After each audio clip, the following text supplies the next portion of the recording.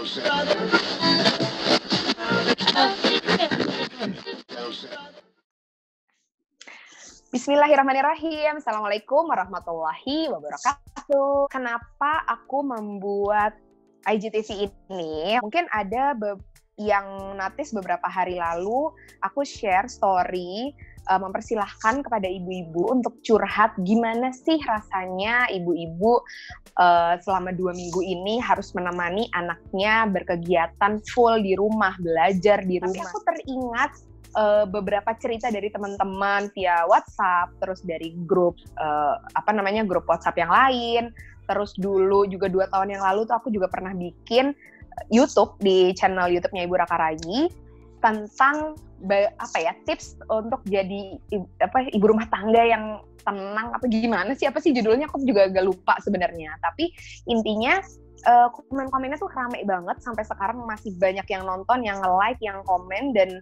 kebanyakan mereka pada bilang terima kasih aku udah bikin video itu karena mereka jadi merasa tidak sendiri gitu. Jadi aku merasa kepengen banget untuk share IGTV ini, topik ini, obrolan ini sama nanti Ilma dan Irna. Pengennya tuh untuk menenangkan ya, semoga bisa menenangkan sih gitu, bikin ibu-ibu tuh merasa nyaman, merasa tenang kalau we are in this together gitu, kalau semua mengalami ini dan kita semua pasti bisa, intinya tuh kayak gitu. Nah, terkait sama topik itu juga, sebenarnya orang-orang yang mengenal aku secara langsung itu beberapa kali udah sempet keluar kayak celetukan atau apa, kayak kok lo cuek banget sih sama anak lo gitu, jadi parentingnya kayak cowboy gitu loh, padahal kalau yang hanya mengenal misalnya dari sosial media gitu atau yang nggak kenal langsung, mereka akan bilang, wah Ibu Raka Rayi kan hobinya emang bikin-bikin, emang psikolog gitu, jadi santai aja nemenin anak-anak berkegiatan di rumah, oh pasti parentingnya keren banget gitu. Padahal wow juga gitu, karena yang namanya psikolog itu juga manusia, dan kalau kita udah emosi, udah capek segala macam, yang namanya otak udah nggak bisa mikir, teori juga udah bubar jalan semuanya gitu. Dan dari dulu itu sebenarnya bisa dibilang aku itu lebih nyaman untuk pakai feeling. Jadi teori tetap dipakai, tapi teori itu hanya jadi landasan aja. Tapi untuk eksekusinya tuh aku sebenarnya banyakan pakai feeling, karena aku merasa Raka Rayi itu yang paling tahu ya aku bersama dengan mereka 24 jam, jadi tahu eksekusinya harusnya seperti apa. Ya ibarat kita masak, kita baca di situ resepnya harus dikasih gula 10 sendok. Pas mau masaknya gitu, kita baca, 10 sendok, ini mah buat gue bisa bikin sakit, atau buat anak gue yang ini kemanisan, nggak cocok, dia nggak suka kalian terlalu manis gitu. Nah jadi ibaratnya kayak gitu. Jadi aku sebenarnya lebih suka pakai feeling. Sampai akhirnya kira-kira setahun yang lalu aku tergabung di Hana, Masya Allah, Alhamdulillah, terima kasih teman-teman udah ngajak gabung di situ, dan ikut kajiannya Ustadz Aat. Di situ Ustadz Aat atau Ustadz Adriano Rusfi ya nama lengkapnya, itu beliau banyak sharing tentang yang namanya fitrah. Nah disitulah aku baru benar-benar mengenal kata fitrah, kalau ternyata ibu itu kalau dikasih amanah anak itu dikasih sepaket sama kompetensinya. Nah jadi dari situ aku baru ternyata yang selama ini aku lakukan ngikutin feeling tuh nggak salah, ternyata itu memang fitrah, ternyata memang sudah Allah kasih kayak gitu, sudah Allah install gitu. Nah jadi itu yang pengen aku share di IGTV kali ini, tentang fitrah itu. Dengan memahami fitrah ini kok kita jadi bisa santai gitu menjalani peran kita sebagai ibu. Oleh karena itu, kalau aku yang ngejelasin tentang fitrah mungkin nggak bisa dalam-dalam banget karena baru belajar beberapa saat. Nah ini aku menarik teman-temanku dari Hana, Ilma dan Irna.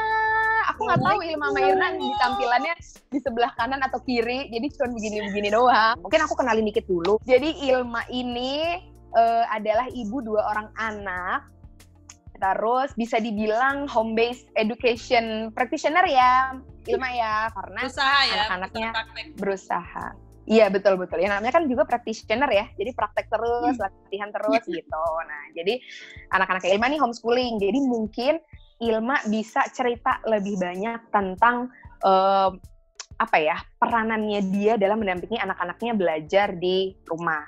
Terus satu lagi Irna ini jauh-jauh dari Bandung, alhamdulillah berkat teknologi, iya Irna bisa hadir di sini. Irna ini anaknya 5 pemirsa, jadi nah kemarin tuh pas di IG story aku tuh juga banyak banget yang pada tanya gimana caranya bagi waktu nemenin kakaknya sementara adiknya juga minta diajakin main segala macam. Nah mungkin Irna akan bisa banyak cerita tentang itu. Dan dulu Irna ini juga pernah homeschooling ya nak ya? Iya. 2 anaknya yang pertama, yang pertama kelas 3 SD. Oh oke. Tapi terus sekarang mereka udah sekolah yang 2 pertama. Iya. Nah jadi mungkin Irna nanti bisa cerita perbandingannya ya. Nah sekarang mungkin ke Ilma dulu. Kayak yang tadi aku bilang, aku baru mengenal fitrah itu beberapa saat, tapi dari tahu tentang fitrah itu jadi ngerasa mendapatkan legitimasi kalau ternyata apa yang kulakukan selama ini tuh insya Allah bener gitu. Jadi makin pede gitu loh untuk menjalani peran sebagai ibu ini gitu. Nah mungkin Ilma bisa cerita dulu Mak, dari term fitrah pasti ini banyak yang juga belum mengenal tentang fitrah gitu. Nah fitrah tuh apa sih Mak sebenarnya? Bismillahirrahmanirrahim. Assalamualaikum warahmatullahi wabarakatuh. Waalaikumsalam warahmatullahi wabarakatuh. Merasa sekali ditodong oleh Iput untuk sharing buat teman-teman Instagram. Alhamdulillah pakai perkara hilang ya kemarin, nggak sempat di save, jadi hari ini kita ulang lagi. Yes. Mulainya dari apa ya? Pendidikan secara umum kali ya. Jadi kita sering dengar gini. Ada 2 pusat tema pendidikan sebetulnya ya. Yang pertama itu terms yang kita sering dengar adalah fitrah, yang kedua itu adab. Fitrah dan adab ini keduanya membentuk karakter seseorang. Kita sering dengar kan orang bilang bahwa dia tuh karakternya begini, dia tuh karakternya begitu gitu. Nah, sebetulnya yang membuat jadi sebuah karakter itu adalah 2 komponen, 1 fitrah dan 2 adab. Fitrah itu apa sih?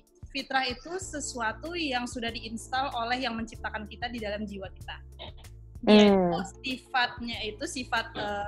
Sifatnya bukan dibentuk dari luar, tapi ditumbuhkan dari dalam. Jadi sesuatu yang sudah ada ditumbuhkan, kemudian sifatnya inside out gitu.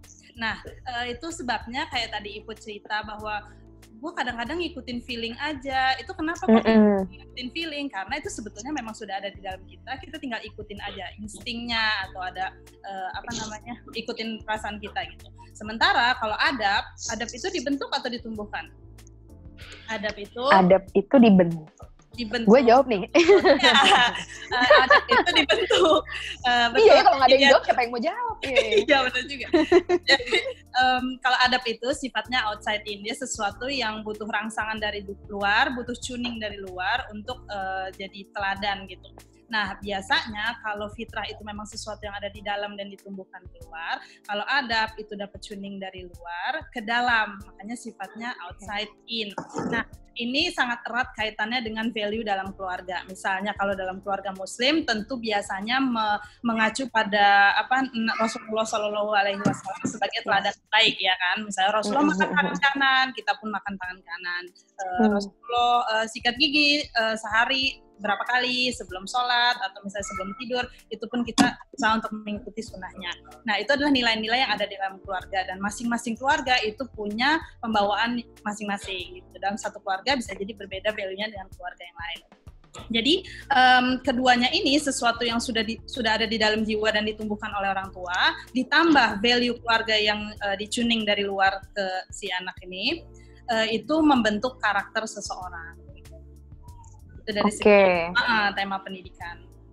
Itu sebabnya sering juga dibilang bahwa pendidikan itu penyadaran, bukan pembiasaan, karena sebetulnya memang sesuatu yang udah ada di dalam ditumbuhkan, kemudian ditambah value-value keluarga itu tadi. Oke. Nah, terus kalau terkait fitrahnya sendiri, Mak? Fitrah itu, jadi gini, kalau setelah kita udah tahu bahwa karakter seseorang itu dibentuk oleh yang ada di dalam jiwa sama di-tuning dari nilai keluarga, siapa yang di sini mau punya anak yang kompeten peranannya di suatu bidang, ya kan? Pasti kita semua, mau. Nah, itu adalah, jadi selain karena memang harus terbentuk dengan matang, dia juga butuh skill dan knowledge untuk menjalankan peranannya yang kompeten tadi itu. ya kan? Okay. Nah, kalau misalnya fitrah ditambah adab, ditambah skill, ditambah knowledge, maka jadilah dia pribadi yang komponen di suatu bidang, ya kan? Okay. Contoh nih misalkan, jadi yang namanya fitrah itu ada 8 kategori. Nah, salah satunya contohnya misalkan fitrah belajar misalnya ya, fitrah bernalar. Nama fitrahnya tuh fitrah belajar dan bernalar. Terus adab yang bisa diberikan dalam untuk membersamai si fitrah belajar tadi itu contohnya misalnya adab kita terhadap ilmu, adab kita terhadap orang tua, adab kita terhadap buku bacaan yang kita punya gitu kan. Masa kita beli buku terus mubazir nggak dibaca, itu kan berarti dipertanyakan adabnya dong. Berarti kita beli sesuatu memang yang kita butuhkan. Demikian juga kalau buku itu teronggok di situ belum dibaca, berarti kita punya tanggung jawab untuk iya bukunya harus gue baca ya gitu. Itu adab terhadap buku gitu. Nah, keduanya ini kan membentuk karakter, adanya fitrah dan adanya adab. Nah, ditambah lagi skill-nya seperti apa? Skill belajar tuh seperti skill untuk mengamati sesuatu, skill untuk bikin riset sesuatu, skill kita dalam membaca, jadi kita harus punya kemampuan untuk baca huruf alif batanya atau huruf lain gitu kan kalau nggak bisa baca, ya kan? Nah, yang keempat itu adalah knowledge-nya. Jadi knowledge untuk memfasilitasi kita belajar itu sendiri, misalnya science atau matematika atau teknologi yang terkait kayak sekarang ini kita bisa pakai teknologi kan karena kita punya knowledge-nya untuk gimana cara pakai teknologi dalam kita belajar dan bernalar. Nah, kesemuanya ini akan membentuk si pribadi ini menjadi orang yang kompeten peranannya di bidang belajar dan bernalar. Bayang nggak? Nah, karena seseorang itu memang ada 8 kategori fitrahnya, ya maka masing-masing itu memang punya porsi masing-masing untuk ditumbuhkan. Dan ini kita belum bicara usia ya, kita baru bicara secara umum tentang fitrah dan adab. Nah, pertanyaannya gini Put, sering banget orang bilang gini, jadi itu adab sama fitrah tuh kecampur-campur gitu. Bagaimana kalau untuk anak kecil, dia makannya masih tangan kiri, apakah gue perlu marah atau enggak? Kan gitu pertanyaannya. Nah, itu dia. Nah, ini kenapa adab itu sangat erat kaitannya sama value keluarga atau nilai-nilai yang dianut orang tua, itu adalah karena kalau kita bicara kategori usia 0 sampai 6 tahun, itu anak belum dibebani secara moral. Jadi, jadi konsepnya gini, anak kecil itu dititipkan oleh yang menciptakan dia ke orang tua untuk belajar cara menjadi orang dewasa. Bayang ya.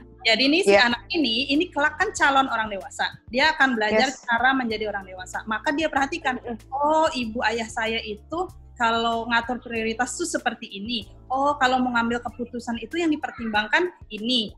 Oh kalau marah atau lagi emosi tuh penyalurannya begini. Nah itu sebenarnya hal-hal yang diserap oleh anak. Makanya orang sering bilang, kita udah sampai terlalu sering mendengar mencontohkan itu lebih efektif daripada kita bicara. Karena apa? Benar-benar menyerap dengan cara mendengar dan melihat langsung prakteknya di depan. Jadi kalau kembali lagi, jadi soal fitrah misalnya fokus gitu. Sering juga ada yang nanya nih sama aku kebetulan, gimana ya cara bikin anak tuh konsentrasi dalam belajar, gimana ya cara bikin anak tuh fokus gitu.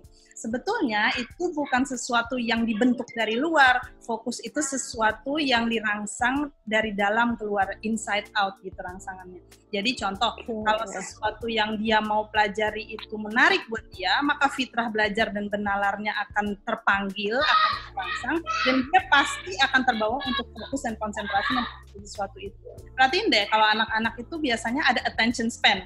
Nah, itu bagian dari kenapa attention span itu istilah lainnya mungkin masa peka. Pernah dengar nggak? Ibu psikolog pasti. Yes.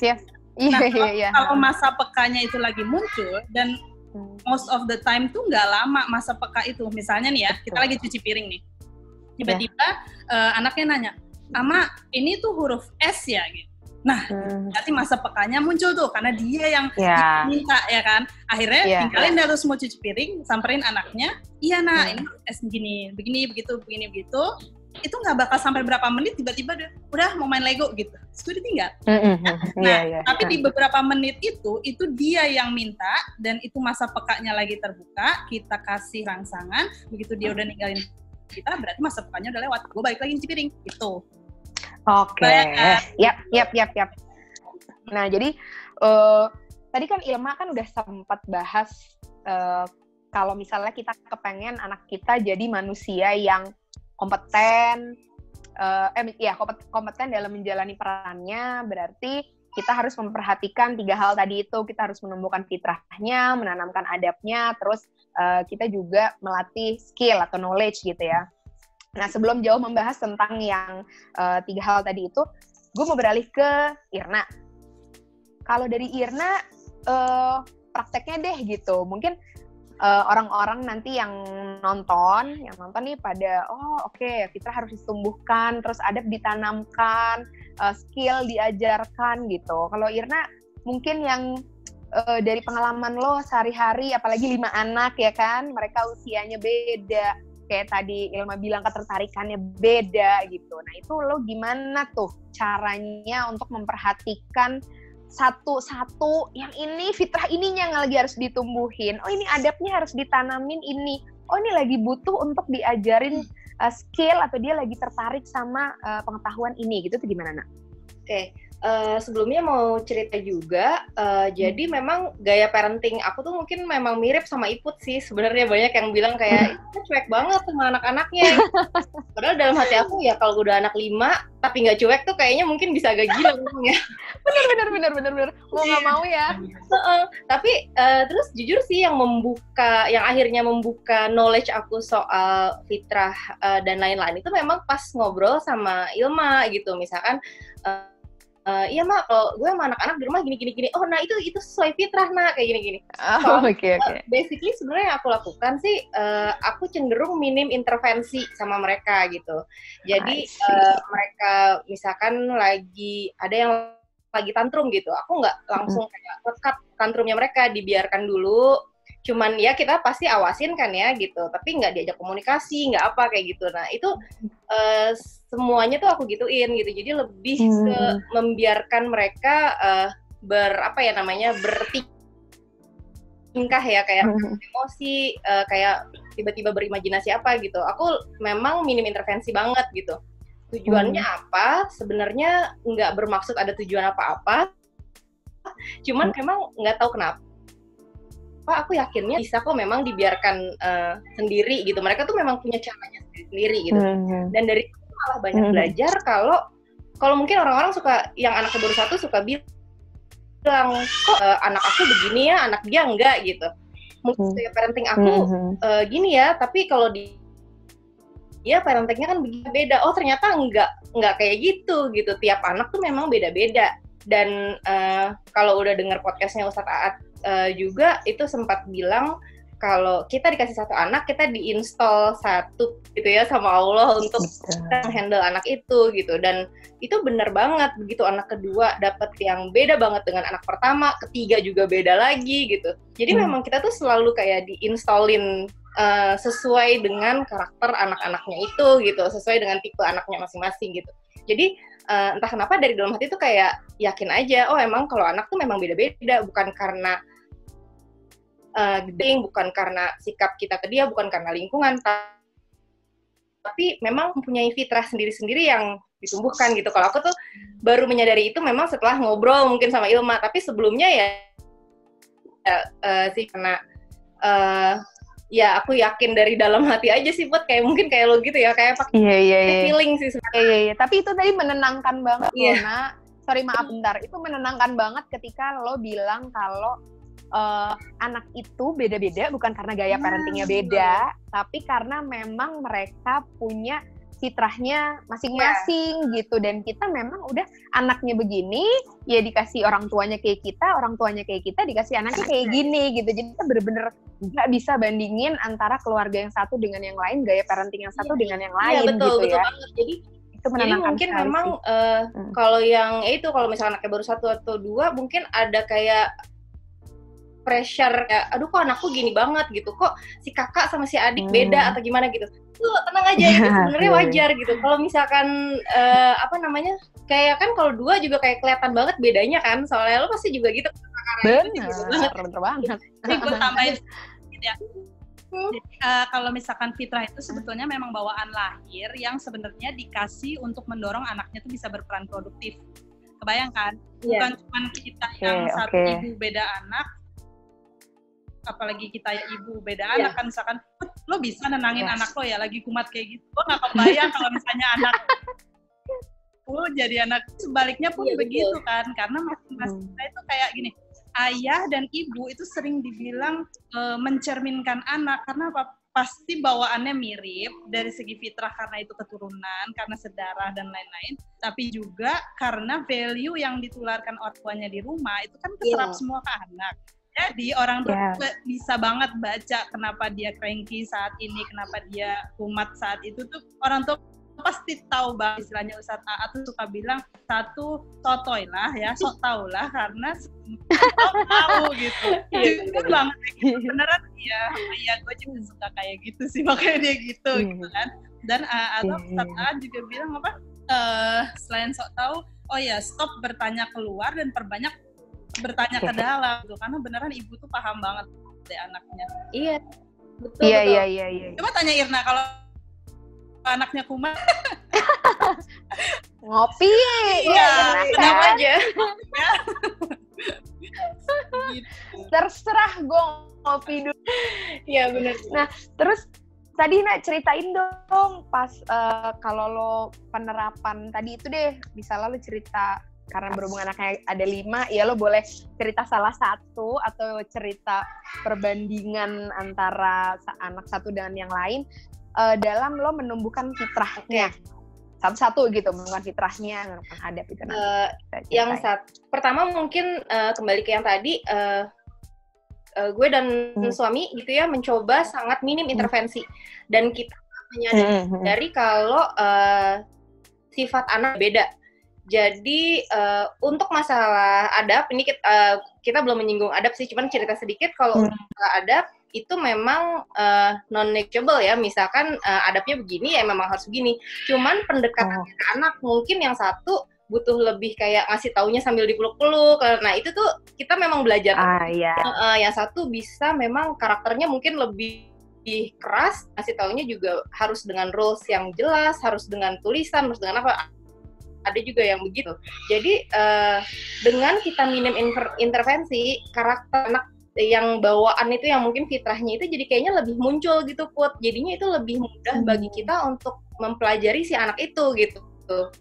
Kalau gue kayak gitu. Terus yang kedua mungkin nggak tahu ya orang lain gimana, cuman kalau gue sebisa mungkin untuk di fase itu memang cukup membatasi interaksi dengan lingkungan luar sebelum gue yakin gue bisa mempelajari gitu. Kalau gue sih kayak gitu ya, tapi ini mungkin berbeda di setiap keluarga.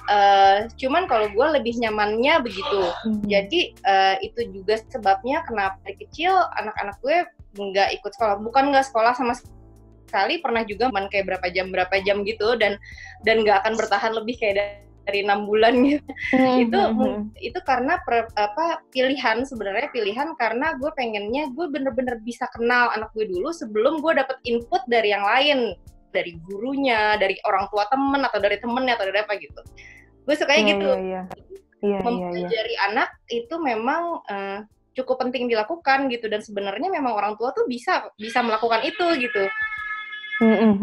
Jangan gitu, jadi jangan pas kita aja mau ngeliatin anak dia ngapain ya, oh mungkin dia begini, enggak kayak gitu caranya, dengan main bareng, dengan kita ngobrol, ngapain kita bengong aja ngeliat, oh kok dia gitu ya gitu, oh caranya dia naruh main dia anaknya agresif, mungkin dia anaknya gitu, ada yang hewan tuh kayak sayang banget, oh mungkin dia butuh perhatian gitu loh. Itu sebenarnya hal-hal simpel, bukan harian, kayak sejam sehari itu cukup kok menurut gue gitu. Nggak perlu yang anak lo dipelototin kayak 3 jam gitu, nggak perlu gitu.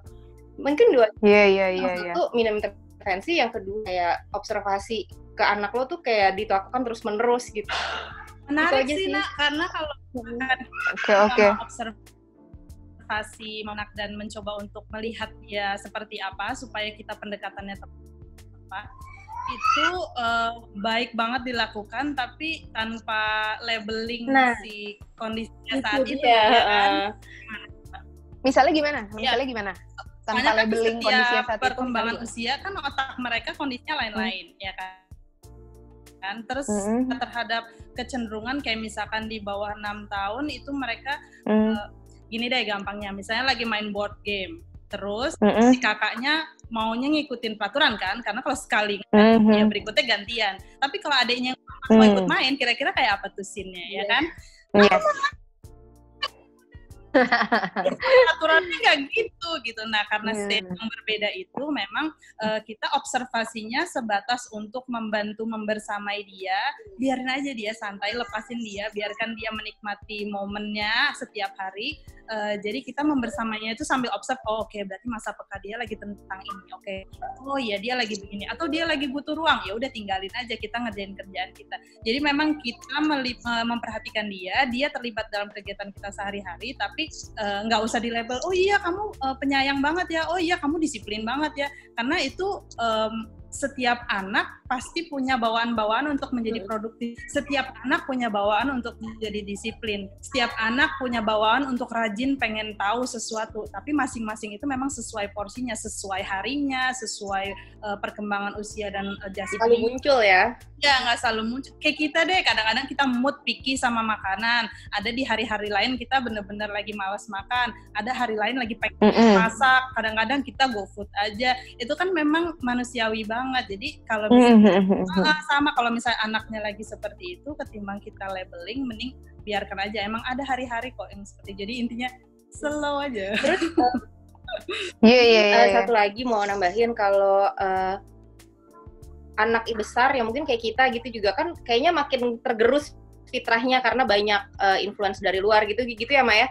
Nah, yang paling bisa hatikan adalah dari dia kebiasaan dari bayi sih Put, kayak gimana dia misalkan bangun selalu bangun kayak jam 5 pagi, dia selalu kayak pengen olahraga, dia kayak gitu-gitu tuh kayak hal-hal kecil tuh diperhatikan dan itu tuh beneran kita jaga gitu, kayak ritmenya apanya tuh kita jaga sampai dia ya sebisa mungkin kita atur gitu loh sebenarnya sebelum kita jaga gitu. Mungkin kalau udah waktu sekolah kan ada ritme-ritme bawaan lahir dia yang pasti kan udah kecampur gitu kan. Nah sebelum itu hilang tuh kayaknya di beberapa tahun memang harus dikuatkan dan jadikan itu kayak ritme harian dia yang emang dia bisa lepas dari itu gitu. Itu juga termasuk salah satu jaga fitrah. Soalnya kan kayak kita tuh sebenarnya punya body clock atau ritme harian yang kalau kita udah gede makanya kita suka pusing, suka apa itu kan karena kita udah melupakan ritme itu gitu kan sebenarnya gitu. Nah, sekarang kayak mau hidup sehat juga kan harus kembali ke ritme itu gitu.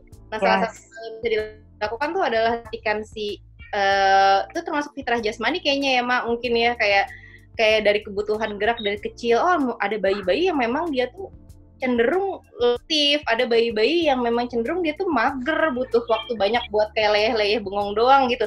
Kayak gitu, itu dari bayi itu sebenarnya udah kelihatan. Jadi kayak sama anak ini memang dilakukan dari bayi gitu. Berarti emang Iya, baru dari hasil ngobrol sedikit gini aja semoga semua udah dapat gambaran sedikit gitu ya kalau emang dengan memahami fitrah itu kita jadi lebih slow kayak tadi kata Ilma gitu. Oh ternyata ini tuh memang begini, oh ternyata ini tuh memang begini gitu. Jadi nggak kebanyakan nyalahin keadaan atau bahkan nyalahin diri kita sendiri.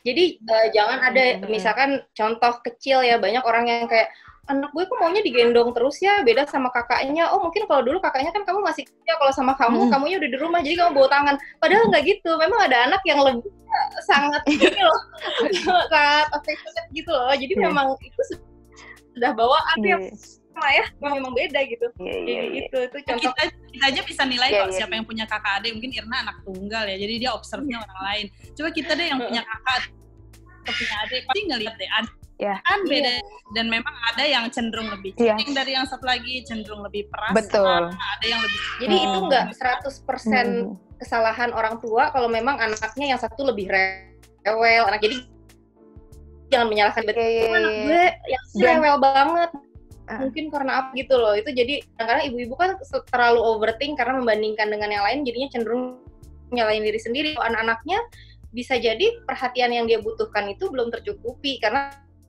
mungkin makan tapi ternyata perhatian dia itu gitu-gitu loh sebenarnya. Iya. Jadi term untuk apa ya, mengasuh dan memperlakukan secara adil itu juga itu bisa bukan adil, itu bukan sama ya. kita tentukan banget porsinya gitu ya, yang as simple as nyiapin antara anak yang udah gede sama yang kecil gitu kan nggak mungkin kita karena harus adil jadinya sih ada yang masih cimit umur 1-2 tahun terus porsinya kita samain sama kakaknya udah 9 tahun gitu misalnya, kan nggak bisa gitu ya.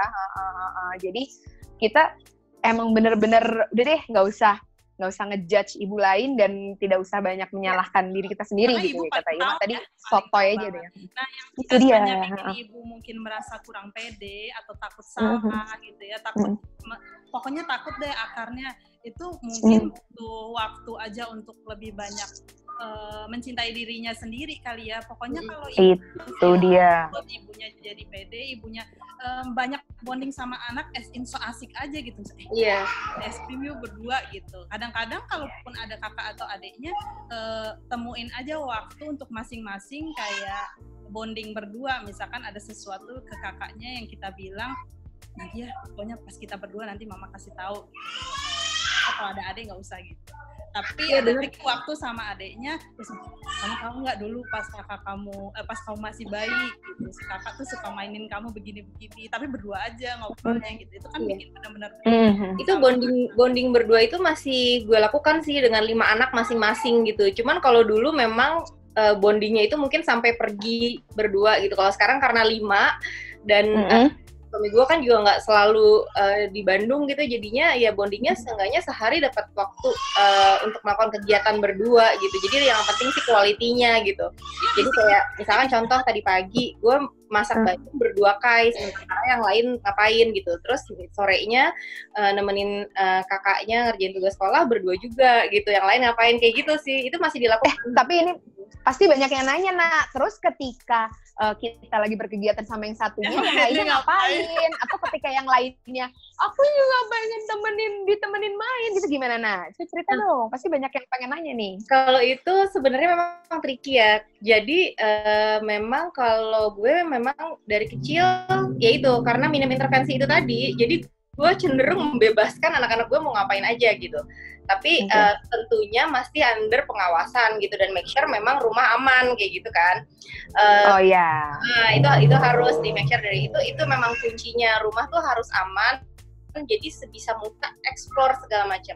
Dan di rumah gue itu sangat minim mainan. Jadi memang mereka terbiasa role playing gitu, misalkan dengan imajinasi, terus gambar, main batu, main rumput, main tanah yang kayak gitu-gitu gitu. Kenapa? Karena menurut gua kalau mainan itu kayaknya banyak mainan-mainan yang mungkin mendidik juga, tapi banyak juga mainan yang kayak dimaininnya ya udah caranya cuma 1 atau 2 gitu kan. Iya, benar. Untuk nggak bisa ngapa-ngapain lagi, dan begitu dia bosan sama mainan itu udah pasti kan mama gitu. Iya. Kayak gitu. Nah, jadi biasanya yang gue lakukan kalau gue lagi sama salah satu anak gitu, yang lain itu memang mereka bermain bersama atau kadang-kadang bermain sendiri-sendiri gitu. Tapi memang kan tidak setiap hari itu berjalan dengan ideal ya. Jadi memang ada kalanya juga di saat mau bonding sama si anak satu gitu, misalkan yang satu tuh ngintil. Tapi karena kita sudah niatkan berkegiatannya fokusnya sama si A gitu, misalkan ya udah kita fokusnya sama dia. Jadi yang satu kita kasih kerjaan aja, kayak misalkan udah niatnya mau masaknya sama kakak, yang satu adiknya dikasih, nih kamu potong-potong apa nih, tahu nih gitu, kita relakanlah 1 tahu buat dicobain dipotong-potong atau apa kayak gitu-gitu. Oke. Jadi kayak gitu. Mungkin satu tuh lebih kayak ke pendamping kegiatan aja, tapi kita fokusnya tetap pendamping. Iya. Asisten ya. Ini asisten ya. Ibu-ibu juga penting banget ya. Irna tuh pernah cerita sama gue, dan beberapa kita pernah ngobrol ya sama ibu lain juga. Lebih sulit yang punya anak 2 kayaknya. Nah, betul. Anak 4 atau 5. Kenapa begitu? Karena kalau 5 itu cemburuannya tinggi. Lo bayangin aja kalau misalkan rame, itu mereka tuh punya banyak sentra-sentra buat sibuk gitu. Sementara kalau 2, apalagi kalau 1 ya, yang biasa ada anak tuh klingi banget sama ibunya. Atau kalaupun 2, kita lagi fokus sama yang satu kan sendirian nih, nggak ada yang ngajak. Iya, benar. Kalau 5 kita sama yang ini bisa bergrup main bertiga ya. Betul. Jadi, apakah perlu ditambah? Seenggaknya 3 lah biar bonding, yang 2 ada teman main. Aduh. Iya. Gitu. Oke. Yang ibu-ibu anak 2 semangat gitu. Ya, semangat ya. Iya. Dan Masa-masa berarti sulit masih akan ada. cuman anak lo ada nggak sih Nak yang pernah ngeluh bosen? Bosan ya aku nggak ada Bengong sering. Bengong sering. Jadi kadang-kadang bosan itu cuman penilaian kita. Kalau gue merasa gitu ya. Jadi anak itu memang butuh waktu buat dia bengong, dia diem aja. Terus tapi kan kadang-kadang kita kayak, kok dia diem aja ya, ngapain ya? Mungkin dia bosan, terus dia nanya, ayo kamu ngapain dong? Kamu bosan ya? Kamu ini ya gitu. Terus dia jadi belajar. Oh, bengong itu mungkin namanya bosan ya. Oh, di saat aku melakukan apa-apa itu berarti bosan ya. Oh iya mama aku bosan gitu. Next time-nya begitu dia merasa wow gitu, mereka akan bilang bosan nih gitu. Mungkin akan gitu. Iya kayak gitu. Padahal yang kita lakukan ya udah, mereka tuh memang butuh waktu untuk untuk zen sebentar gitu ya. Cuman caranya mungkin beda-beda. Ada yang caranya mungkin langsung tidur gitu, seperti Bu Iput gitu kan, kalau stres langsung tidur. Ada yang ada yang caranya memang dia akan bengong cenderung lama, kayak cuman ngeliat langit-langit. Ada yang mungkin kayak cuman kelihatan kayak cuman main pensil, muter gitu bengong, kayak gitu-gitu loh. Kayak melakukan unmeaningful activities gitu adalah cara mereka kayak untuk mungkin nge-grab attention-nya mereka lagi, mengembangkan imajinasinya mereka lagi, kayak gitu-gitu loh. Sebenarnya itu adalah cara mereka untuk mengembangkan, ada sesuatu lah yang terjadi di otaknya mereka yang kita juga nggak tahu apa gitu kan. Cuma kadang-kadang kita cenderung terlalu cepat untuk melabel. Oh kamu tuh, jadi mungkin abis ini kamu perlu nonton film, mungkin abis ini kamu perlu Iya. Banyak kadang nggak bisa nyalahin diri sendiri juga ya, kalau ternyata kita udah berusaha tapi si anak mendapatkan terminologi bosen itu dari luar rumah, itu juga bisa juga sih. Tapi yang menarik untuk diteliti lebih lanjut adalah saat anak itu mencoba memakai kata bosan, si ibunya nggak, misalkan anaknya bilang, ma aku bosan, ya udah yuk kita nah si itu akan jadi pola yang anak perhatikan. Berarti kalau next time saya bosan, saya akan ke tempat A atau ke atau akan, nah itu karena itu kayak tadi balik lagi, anak itu belajar cara menjadi orang dewasa, lakukan ekspresi suatu perasaan, terus ibunya merespon dengan apa, ya dia berarti melabel perasaan saya berarti ini sekarang bosan. Iya benar banget. Cara mengatasinya. Karena abang tuh pernah beneran nanya sama gue, ama abang bosan gitu. Terus ini pertama kali dia ngomong itu gitu.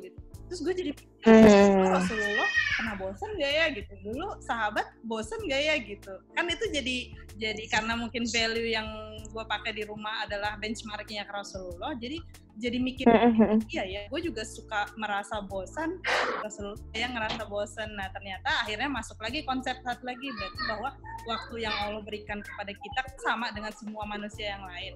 Nah waktu itu apa yang bisa kita gunakan dengan waktu itu untuk kita bisa bermanfaat bagi buminya Allah, bagi orang-orang di sekitar kita, atau bagi diri kita sendiri.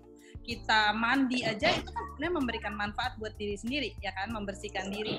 Nah, kayak gitu. Jadi, berarti kalau kita sedang bosan, cari kegiatan yang bermanfaat buat kita. Kalau kamu bermanfaat, lakukan. Kalau nggak bermanfaat, ganti sama kegiatan lain. Mantap. Nah, top terakhir nih, gue ya masih relate dengan situasi saat ini gitu. Gue mau membahas tentang tanggung jawab pendidikan, Mak. Kalau dari judulnya agak berat ya, karena ini mengaitkan sama yang tadi lo sempat jelasin di awal gitu. Kalau ternyata kita kan selama ini cuma tahu pendidikan itu ya berarti pergi ke sekolah gitu, belajar matematika, segala macam gitu. Tapi tadi lo menyebutkan ada 3 hal. Ternyata pendidikan itu adalah dalam rangka menumbuhkan fitrah, dalam rangka menanamkan adab, dan mengajarkan skill atau knowledge tertentu gitu. Nah ini jadi semua jadi bebannya ibu gitu, bebannya ibu dan ayah gitu, Mak. Atau gimana? Tegang nggak sih? Coba tolong. Ini mungkin supaya nggak bingung ya, supaya kita bisa taruh porsinya masing di tempatnya yang pas. Jadi konsep pendidikan itu ada 3. Yang pertama namanya tarbiyah atau yang mendidik fitrah. Gimana cara mendidik fitrah? Cara mendidik fitrah itu dengan menumbuhkan. Jadi kita membersamai si anak, membantu dia untuk menumbuhkan fitrah yang ada di dalam dirinya. Itu sebabnya sifat menumbuhkan adalah inside out, ya kan, kayak tadi itu. Sumbernya dari mana? Udah ada di dalam diri. Yang kedua, namanya ta'dib itu adalah mendidik adab. Mendidik adab itu sifatnya outside in. Dia itu nilai-nilai keluarga, value yang dianut di keluarga. Kalau dalam Islam kita benchmarknya ke Rasulullah sebagai suri tauladan terang. Nah, yang ketiga ada sifatnya aspek pendidikannya namanya taklim. Kita sering kan dengar majelis taklim. Majelis taklim itu kenapa? Karena itu satu majelis tempat berkumpul orang dan di situ terjadi transfer knowledge. Nah, si tarbiyah ini mendidik skill and knowledge dan sifatnya dari luar ke dalam pada expertise. Jadi kalau misalkan mau belajar cara bikin pisang goreng dan ibunya jago bikin pisang goreng, berarti dia expertnya di bidang pisang goreng, maka dia belajarlah dari ibunya. Tapi kalau dia mau belajar sesuatu tentang misalnya komputer, programming, atau dia mau belajar tentang dunia serangganya, atau dia mau belajar fotografi, maka kita carilah expertise di bidang itu, outsource ya, pihak ketiga gitu. Oh, belajar sama si A, si B gitu, dia ahlinya di bidang itu. Jadi ulang, ada tarbiyah untuk pendidikan fitrah, ada takdib, adab, ya, dan ada yang ketiga adalah taklim. Nah, untuk area skill and knowledge yang tadi. Dan kalau tiga-tiganya kita bisa kombinasikan dengan matang, dengan baik, maka akan jadi pribadi yang punya kompetensi dan peran. Yang pertanyaannya gini, kita udah tahu bahwa ada tarbiyah, takdib, taklim. Nah, pertanyaannya kenapa sih selama ini kita suka sulit nih kalau milih sekolah? Semua ibu-ibu yang anaknya mau masuk SD itu pertanyaannya pasti satu sama lain, aduh anakku sekolah di mana ya, sekolah di mana ya gitu. Nah, kenapa itu sesulit itu? Karena hati kecil kita tuh sebenarnya pengen anak kita punya kompetensi, ya nggak? Kita pengen anak kita karakternya baik. Nah, yang jadi masalah adalah kita berharap satu lembaga itu bisa mendidik tiga-tiganya ini, kita fitrahnya tumbuh, bisa mendidik adab, dan dia punya kemampuan skill and knowledge yang baik yang dia butuhkan nanti pas dia udah gede. Nah, kesalahannya itu tidak sesederhana ini, Bapak Ibu sekalian. Karena tarbiyah dan takdib itu adalah tanggung jawab rumah, dan taklim itu keputusannya sesuai dengan konsep yang dikonsepin oleh keluarga di rumah aja. Jadi makanya harus suka ngangkat hashtag pendidik rumahan tuh karena semuanya itu sumbernya dari rumah gitu. Ya kan? Oke. Ini berarti menjadi alasan lo untuk homeschooling kah? Kalau kita bahas kembali ke definisi agar nggak blunder, ada beda antara home education sama homeschooling. Ya, kalau home education itu semua didik di rumah, itu udah memang begitu adanya. Kalau homeschooling itu lebih sempit artinya, karena homeschooling itu bagian dari taklim yang tadi kita bahas itu.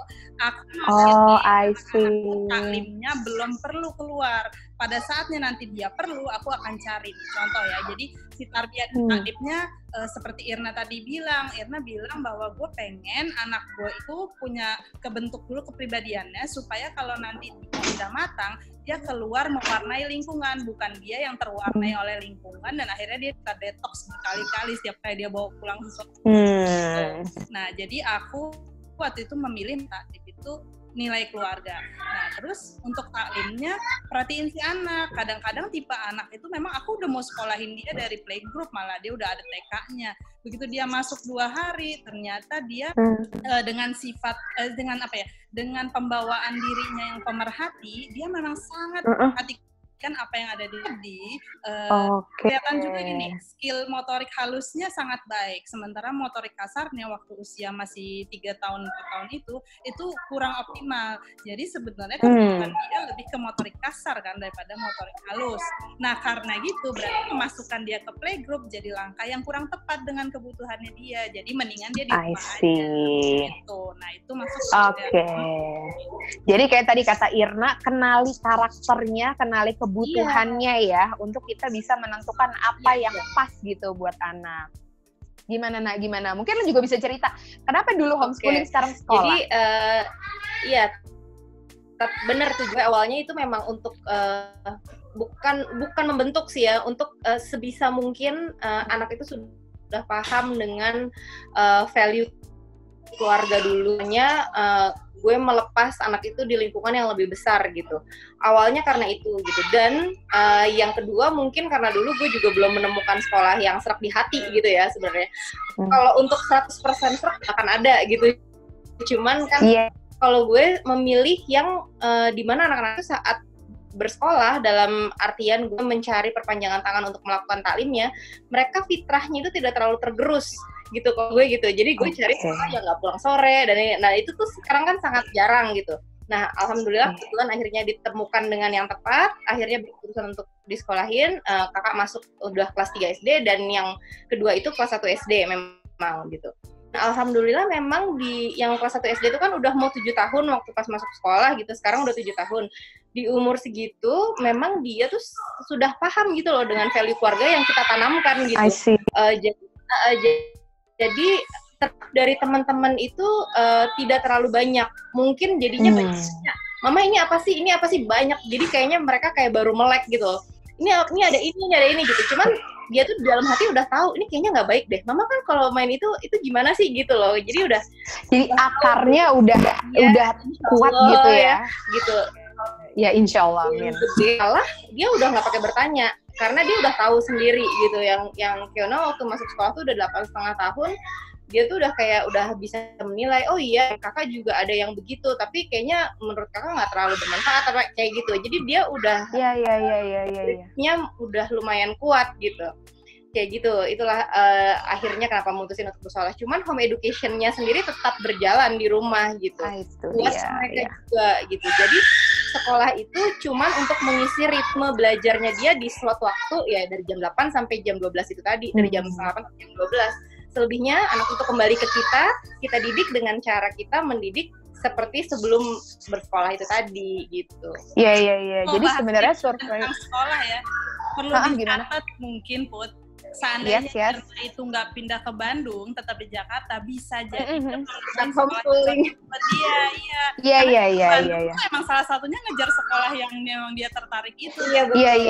Dan ini kaitannya sama teman-teman IG-nya Iput ya yang lagi nonton, bisa jadi ada anak kita yang sekolahnya itu memang di sekolah alam misalnya.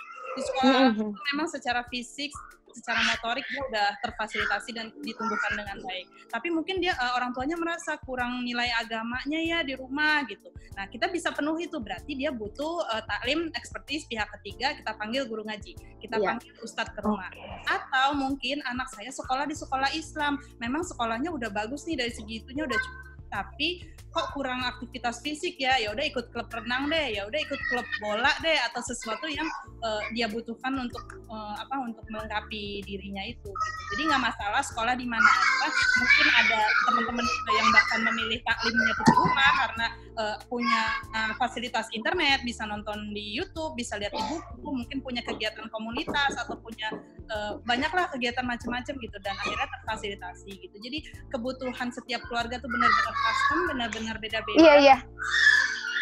Mungkin gue juga harus cerita ya, maksudnya ini jadi yang nonton tidak berarti harus homeschooling.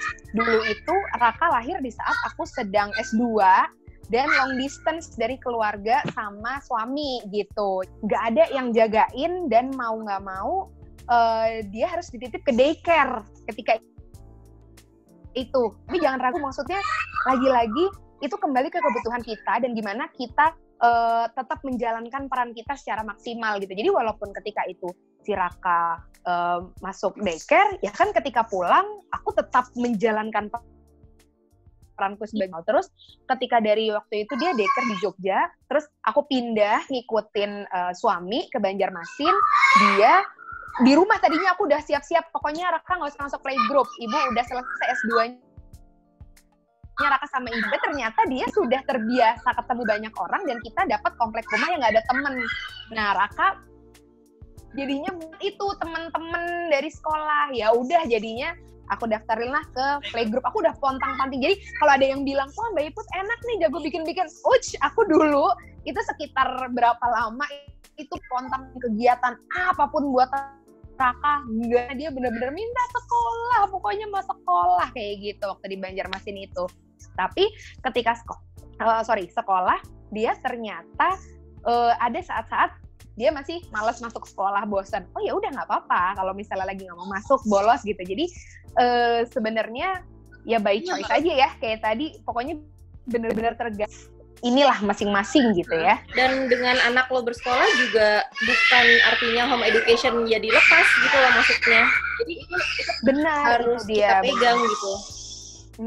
Jadi itu yang kita highlight juga ya. Ini kita lagi membicarakan tentang pentingnya home education gitu. Ya, jadi kenapa aku mengundang Ilma dan Irna bukan karena mereka pernah homeschooling atau mereka menjalani homeschooling. Iya gimana? Ini terkhusus mewakili netizennya Iput yang merasa dirinya malas dan gak suka bikin-bikin ya. Halo, aku Iya. Aku anak-anak homeschooling tapi aku gak suka bikin-bikin. Nah, itu dia. Usaha bikin apa mainan yang warna lah, apalah segala macem, terus anaknya jijian dan ibunya juga malesan, terus Allah Play-Doh aja tuh ngeberesinnya kan alhamdulillah sesuatu banget ya.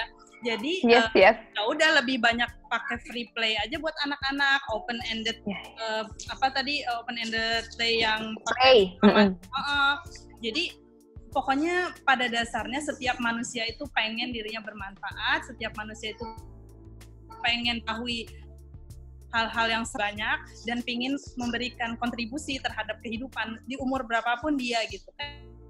Contoh aja disuruh cuci piring, happy-nya disuruh umur 3 tahun dimintain tolong buang sampah aja dia seneng banget. Kenapa? Karena pada dasarnya manusia itu fitrahnya punya pembawaan untuk produktif bagi sekitarnya gitu. Dan itu dipupuk aja terus. Nggak harus rajin kok, beneran aku nggak banget.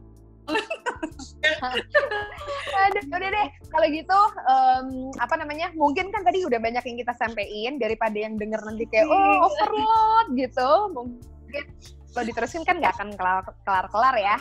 Rasanya pengen ngobrol terus gitu. Banyak banget yang pengen dibahas gitu. Tapi mungkin untuk yang kali ini kita cukupkan Ilma dan Irna. Mungkin dari Ilma ada kata atau kalimat penutup terakhir? Pada dasarnya sekali lagi pendidikan itu penyadaran bukan pembiasaan. Jadi yang terutama untuk di bawah 6 tahun ya, kita fokus aja diri sendiri itu mengeluarkan yang kita pengen sampaikan ke anak-anak. Jadi santai aja, kalau misalnya anaknya belum memperlihatkan hasil seperti yang kita ekspektasi itu nggak apa-apa. Pada dasarnya ibu itu punya kompetensi sebanyak anak-anak yang dikasih sama yang menciptakan kita. Tenang aja, tenang. Yes, karena Allah Maha Adil ya, kita percaya itu ya. Nah, kalau lagi dari Irna, nggak jauh. Yang kurang lebih sudah tersampaikan sama Ilma. Mungkin tambahan jangan overthink, jangan membandingkan kamu dengan yang lain, itu penting banget karena tidak ada namanya anak yang bandel sebenarnya gitu. Itu mungkin karena kita belum kenal gitu. Tidak ada juga namanya ibu yang tidak capable gitu. Itu cuman mungkin karena kita belum menggali aja gitu. Terus kalau untuk masalah sekolah, jangan merasa bersalah juga kalau anaknya sekolah. Jangan merasa kok sekolahku begini ya, kok sekolah begitu ya. Karena memang itu adalah hanya salah satu cara untuk menjalankan taklimnya tadi, sedangkan masih ada 2 peran penting yang harus kita jalankan di rumah gitu. Jadi walaupun sekolah, home education di rumah tetap berjalan, itu aja. Dan selalu yakin kalau kita tuh pasti bisa gitu, nggak mungkin nggak bisa gitu untuk menghandle anak kita sendiri. Sekarang penutup dari Iput dong. Iya dong. Ya udah, makasih banyak ya Ilma, Irna gitu. Intinya sih berarti kita jadi ibu-ibu yakin aja, pede aja, mungkin kita harus dikit-dikit sok tahu juga nggak apa-apa. Nikmati prosesnya, hasil itu di tangannya Allah gitu. Karena yang dinilai sama Allah itu kan adalah usahanya kita gitu. Kalau ternyata kelihatannya belum berhasil, ya nggak apa-apa gitu. Mungkin memang Allah lagi kasih kesempatan kita lebih banyak untuk ngais-ngais pahala gitu ya. Dan mungkin pertanyaan jadi kalau anak lagi kumat dan kita harus fokus proses, kita ngapain? Iya. Ke dapur bikin kopi. Gue Ilmu arahnya mau kemana? Oh ternyata mau ke kopi arahnya. Iya. Tenang aja. Betul. Benar banget. Daripada Iya, salah gitu ngomong ya, ya Ibu. kan, daripada salah ngomong, mending udah napas. Iya. Iya, benar. Oke deh, kalau gitu ibu-ibu semangat, kamu semua pasti bisa. Kita bisa saling curhatnya sesama ibu, karena Ilma pernah bilang juga tidak ada yang lebih mengerti seorang ibu selain ibu-ibu juga gitu ya kan. Pokoknya gunakan waktu sebanyak-banyaknya untuk mengenali karakter anak, menguatkan bonding sama mereka. Itu ya. Oke, baik. Terima kasih banyak, Ilma Irna. Sampai ketemu lagi di ngobrol-ngobrol berikutnya. Iya. Assalamualaikum warahmatullahi wabarakatuh. Waalaikumsalam warahmatullahi wabarakatuh.